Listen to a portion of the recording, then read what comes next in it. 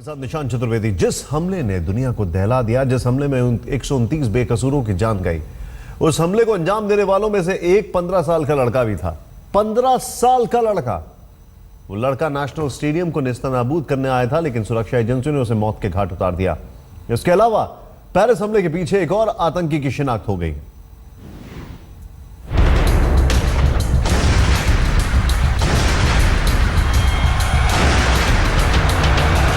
Paris में आतंकी हमले की परतें कुरेदने में लगी पेरिस की पुलिस को कुछ अहम कामयाबियां हाथ लगी हैं। कुछ फिदायीन हमलावरों की पहचान हुई है तो कुछ चौंकाने वाले खुलासे भी हुए हैं।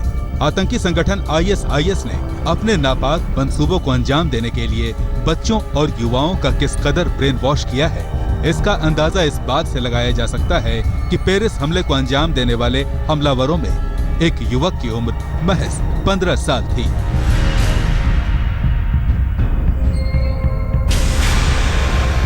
यही वो युवक था जिसने नेशनल स्टेडियम के बाहर धमाकों को अंजाम दिया।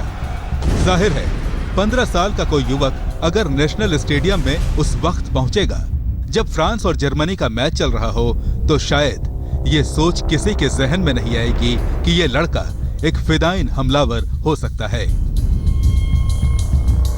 बाटाक्लान कंसर्ट हॉल में कत्लेआम मचाने के बाद खुद को बम से उड़ाने वाले फिदायीन हमलावर की पहचान 29 साल के युवक उमर इस्माइल मुस्तफा के तौर पर हुई है।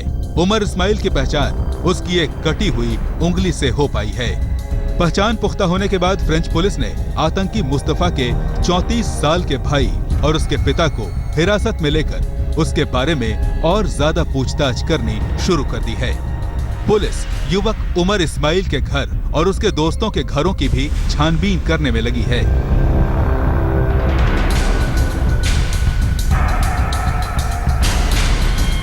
सूत्रों के मुताबिक पुलिस ये पता लगाने में लगी है कि ISIS के लिए आतंकी मुस्तफा कब से काम कर रहा था, कैसे उसका संपर्क ISIS से हुआ, क्या वो कभी इराक भी गया था, क्या पेरिस हमलों को अंजाम देने से पहले वो ISIS के किसी दूसरे ऑपरेशन में भी शामिल रहा है।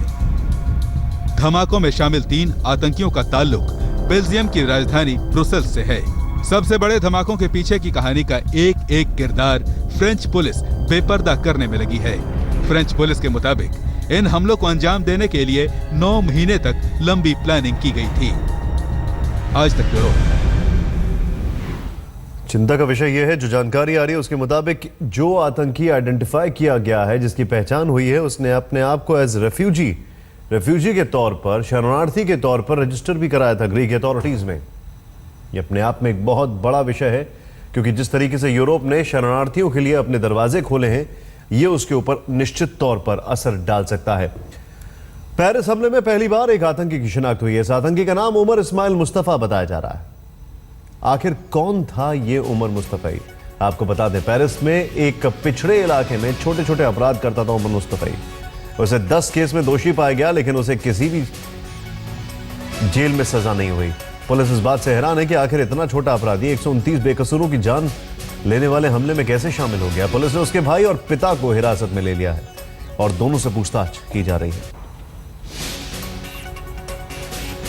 गौरव सावंत इस वक्त हमारे साथ है। गौरव, सबसे पहले ये व्यक्ति कैसे आइडेंटिफाई हुआ, और ये जो जानकारी आ रही है कि ग्रीक अथॉरिटीज में कुछ आतंकियों में से कोई एक ऐसा था जिसने अपने आप को रजिस्टर भी कराया शरणार्थी के तौर पर, रेफ्यूजी के तौर पर, इस बारे में भी क्या जानकारी आपके पास? एक बहुत बड़ा इन्वेस्टिगेशन इस समय शुरू हुआ है, जिसमें फ्रांस, बेल्जियम, ग्रीस, यूरोप के कई देश एक साथ मिलकर जांच कर रहे हैं।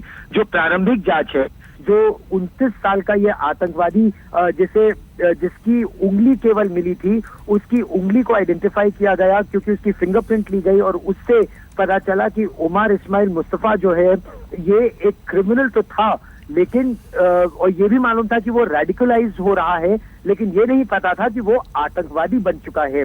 प्रारंभिक जांच के मुताबिक अब जो पूछताछ हुई है उसमें ये भी निकल कर आ रहा है निशांत कि वो सीरिया जाकर आतंकवादियों के साथ इस्लामिक स्टेट के लिए लड़ चुका था।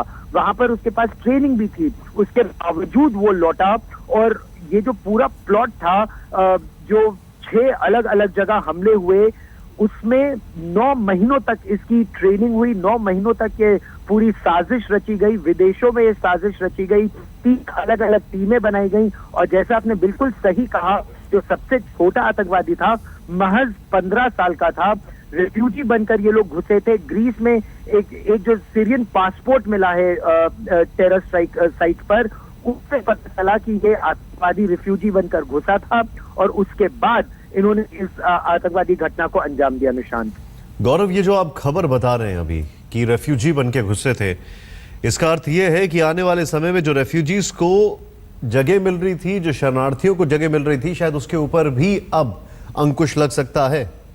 बहुत बड़ा सवाल आपने जो उठाया है और आपने बिल्कुल सही कहा कि अंकुश लग सकता है आने वाले समय में, क्योंकि खतरा लगातार बढ़ रहा है। इंटेलिजेंस एजेंसीज जो थी वो पहले गौरव, मैं आपको रोकना चाहूंगा, समय कम है, बहुत बहुत शुक्रिया इस जानकारी के लिए। लेकिन इस बीच खबर यह भी आ रही है कि लिबिया में जो आईएसआईएस का हेड था वो मारा गया है यूएस एयर स्ट्राइक्स में। ये खबर आ रही है इस वक्त।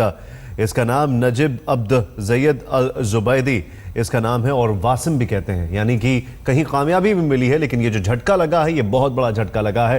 पेरिस में इस साल हुए ये पहले आतंकी हमला नहीं है। जनवरी में भी आतंकियों ने इसे निशाना बनाया था। आखिर फ्रांस क्यों है आतंकियों के टारगेट पर? यह वजह सामने आ रही है कि अमेरिका के साथ फ्रांस भी आईएसआईएस के आतंकी ठिकानों को मध्य पूर्व में बर्बाद कर रहा है। आईएसआईएस ने भी कहा है कि यह सीरिया हमले का बदला है। Explosez la France, réduisez la France en miettes. Blow up France and tear it down to pieces, he said. Que ce soit avec une pierre. Do it with a stone or a knife or whatever you can get your hands on.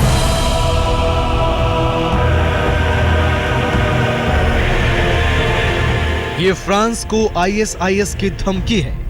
ISIS के लड़ाके France को ध्वस्त कर देना चाहते हैं। इस video में France को तबाह करने की धमकी दी गई है। Explosez la France, réduisez la France en miettes. Blow up France and tear it down to pieces, he said. Que ce soit avec une pierre. Do it with a stone or a knife or whatever you can get your hands on.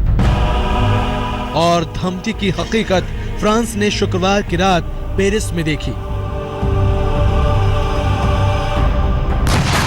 दरअसल अमेरिकी सेना के साथ France, Syria, Iraq, माली और Libya में ISIS के खिलाफ मुहिम छेड़े हुए हैं।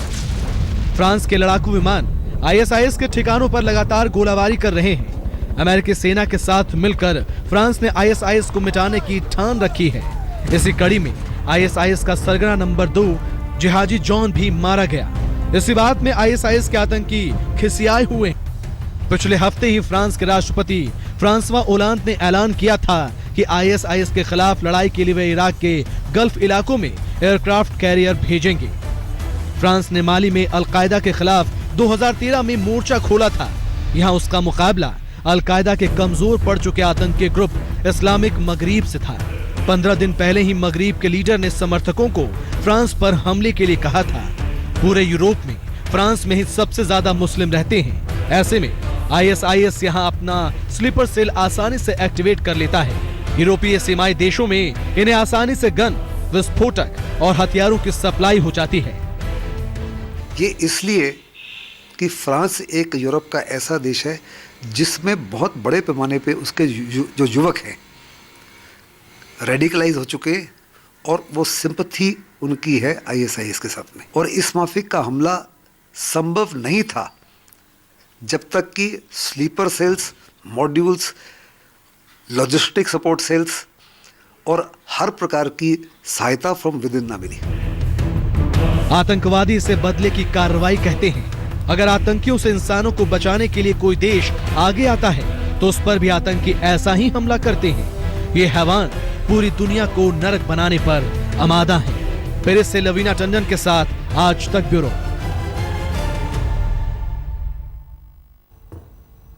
पेरिस में हुए हमले के खिलाफ दुनिया भर में देशों के में एकजुटता दिखाई दी है। आतंकी हमले के खिलाफ अमेरिका, ब्राजील, स्वीडन, तेहरान सहित कई देशों में अपने अपने तरीके से आवाज उठाई गई है। भारत में वाराणसी में प्रार्थना सभा का आयोजन किया गया।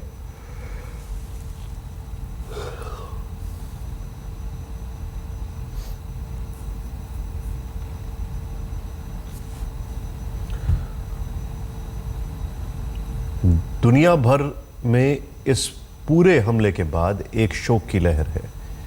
हालांकि एक अच्छी बात जो सामने निकल कर आई है वो ये है कि पूरी दुनिया में अब आतंक के खिलाफ एकजुटता दिखाई दे रही है।